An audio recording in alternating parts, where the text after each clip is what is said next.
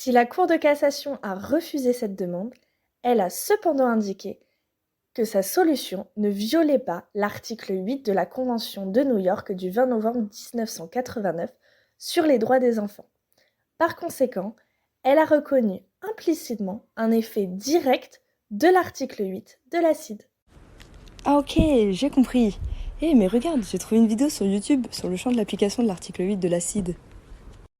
Bonjour à tous, on se retrouve aujourd'hui pour une nouvelle vidéo sur le contenu de l'article 8 de la Convention internationale des droits de l'enfant. Ce dernier regroupe plusieurs domaines comme l'adoption internationale, la GPA ou encore de manière plus globale la filiation.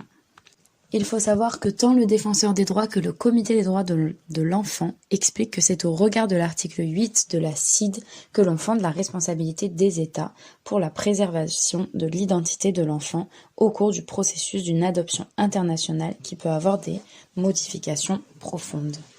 En effet, l'adoption génère une séparation définitive de l'enfant avec toute sa famille biologique et de son environnement social et culturel, ce qui implique des modifications aussi bien du point de vue du nom de l'enfant que de sa nationalité ou encore de ses relations familiales. Les États vont donc être responsables du bon rétablissement de l'identité de l'enfant au cours de la procédure pour éviter les adoptions illégales et les falsifications. Bon, maintenant ce que je sais pas, c'est comment l'article 8 de la CID est appliqué aujourd'hui. Il faudrait qu'on aille voir la prof pour ça. Bonjour les filles. Alors, reconnu d'applicabilité directe en 2010, cet article se trouve néanmoins très peu utilisé en pratique. En raison de sa complémentarité avec l'article 7 de cette même convention, la Cour de cassation a plutôt tendance à recourir à ce dernier, dont l'applicabilité directe a été reconnue bien avant, grâce à l'arrêt Benjamin de la première chambre civile du 7 avril 2006. Dans des affaires où l'article 8 de la CIDE aurait largement pu s'appliquer, la Cour de cassation fait plutôt le choix de l'article 7. En effet, dans ce même arrêt, relatif à l'efficacité de la reconnaissance paternelle prénatale d'un enfant né dans le secret, la Cour se fonde sur l'article 7 pour rendre sa décision.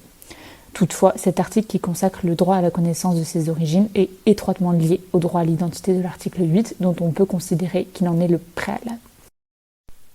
Donc, comme vous l'avez compris les filles, la pratique révèle une effectivité amoindrie de l'article 8 par celle de l'article 7 de la CID, mais aussi de l'article 8 de la CEDH. Mais pour cette partie, je vous laisse voir avec Maître de Roquigny, spécialisé en droit des personnes et de la famille, qui saura vous expliquer. Created using Powtoon.